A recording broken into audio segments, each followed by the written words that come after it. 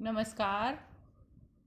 कक्षा 10 के साइंस के लेसन तत्वों का आवर्त वर्गीकरण में आधुनिक आवर्त सारणी में आज हम जानने वाले हैं परमाणु आकार और त्रिज्या की आवर्तिता के बारे में। यानी आवर्त सारणी में वर्ग में ऊपर से नीचे और आवर्त में बाएं से दाएं जाने पर परमाणु आकार और त्रिज्या पर क्या प्रभाव होता है। एक स्वतंत्र परमाणु के केंद्र से, केंद्र यानी उसका नाभिक, उससे उसके बाहरी कोश की दूरी, जो भी बाहरी कोश है, इसमें जैसे के और एल दो कोश दर्शाए हैं, एम भी हो सकता है, एन भी हो सकता है। एक स्वतंत्र परमाणु के केंद्र से यानी नाभिक से उसके सबसे बाहरी कोश की दूरी ही परमाणु आकार को दर्शाती है। उसी से उसकी त्रिज्या का नाप लिया जाता है। हाइड्रोजन परमाणु की त्रिज्या 37 pm यानी पिकोमीटर होती है और एक पिकोमीटर बहुत ही छोटी राशि है। एक पिकोमीटर 10 की पावर -12 मीटर के बराबर होता है। एक आवर्त में जब हम बाएं से दाईं तरफ जाते हैं तो क्या होता है, परमाणु क्रमांक बढ़ता जाता है और परमाणु क्रमांक बढ़ने के साथ साथ नाभिक में प्रोटॉन की संख्या बढ़ रही है, जिससे नाभिक की बाहरी कोश पर पकड़ भी मजबूत हो रही है। इसलिए जब आवर्त में बाएं से दाएं बढ़ते हैं तो परमाणु के आकार में कमी आती है, उसकी त्रिज्या में कमी आती है। ये देखिए आप, ये पिकोमीटर में इनका त्रिज्या का माप दिया है। Lithium, beryllium, boron, carbon, nitrogen और ऑक्सीजन, उसमें इस तरह से परमाणु आकार में कमी आ रही है। और अगर हम वर्ग में ऊपर से नीचे जाते हैं तो आप देखिए इनकी त्रिज्या लिखी है। ये पहला जो वर्ग है, lithium, sodium, potassium, rubidium, caesium, तो इसमें इतने पिकोमीटर इनकी त्रिज्या है, तो इसमें बढ़ोतरी हो रही है। इसका कारण अब तक आप बहुत अच्छे से समझ गए होंगे, क्योंकि हमने इस लेसन में इसके बारे में काफ़ी कुछ पढ़ा है। जैसे लिथियम के अंदर दो कोश होते हैं, के और एल। जैसे जैसे हम नीचे जाते हैं कोश की संख्या बढ़ती है, वर्ग में ऊपर से नीचे जाने पर कोश की संख्या बढ़ती है, जिससे इनके आकार में वृद्धि होती है। उसके बाद हम बात करते हैं धात्विक और अधात्विक गुणधर्म की। यानी अगर हम आवर्त में बाएं से दाएं जाएं और वर्ग में ऊपर से नीचे जाएं, तब धात्विक और अधात्विक गुणों पर क्या प्रभाव पड़ता है।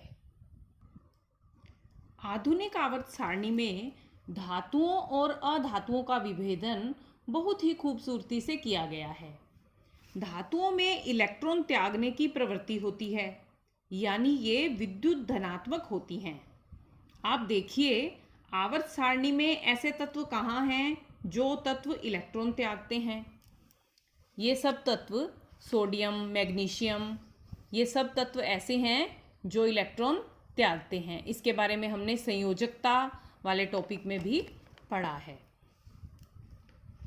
इसके अलावा मैं आपको दिखाती हूँ, इसमें देखिए इस आवर्त सारणी में ये शुरू के जो दो समूह हैं, इन सब में बाहरी कोश में एक इलेक्ट्रॉन है, ये भी इलेक्ट्रॉन त्यागते हैं। इसमें दो इलेक्ट्रॉन हैं, ये भी इलेक्ट्रॉन त्यागते हैं।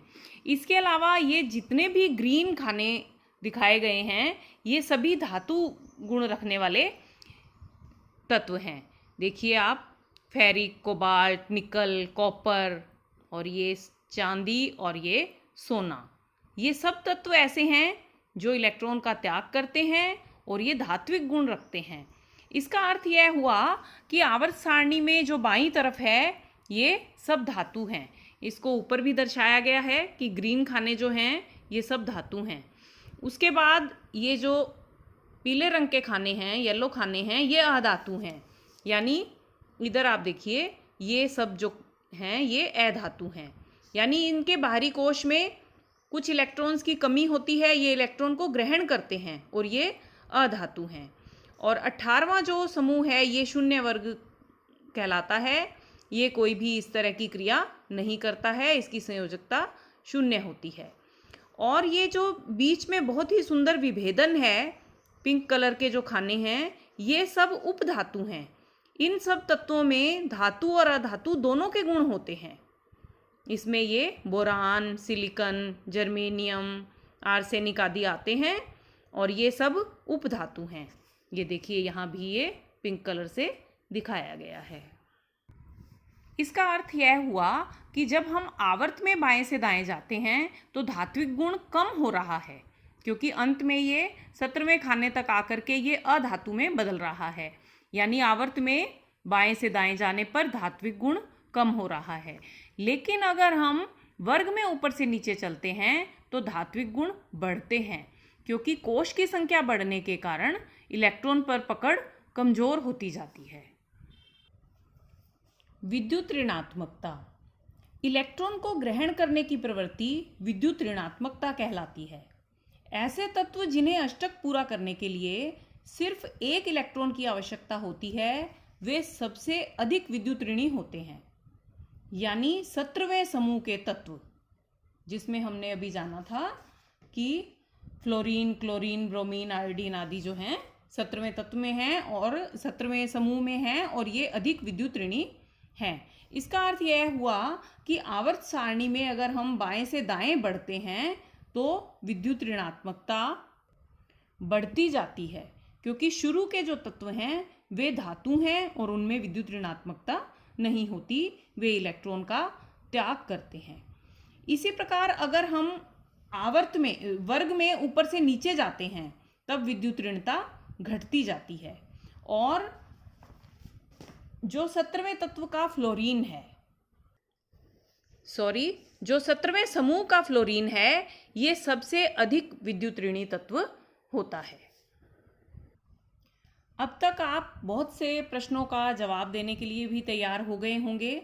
मानो आपको प्रश्न पूछा जाता है कि 17वें समूह का तत्व धातु होता है या अधातु, तो विद्युत ऋणी तत्व जो होते हैं वे अधातु होते हैं, वे इलेक्ट्रॉन को ग्रहण करने की प्रवृत्ति रखते हैं।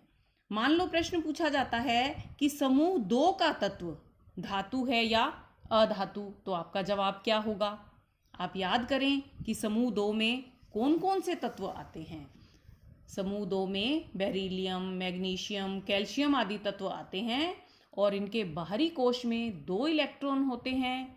ये अपना अष्टक पूरा करने के लिए इन इलेक्ट्रॉन का त्याग कर सकते हैं और ये धात्विक गुणों को रखते हैं।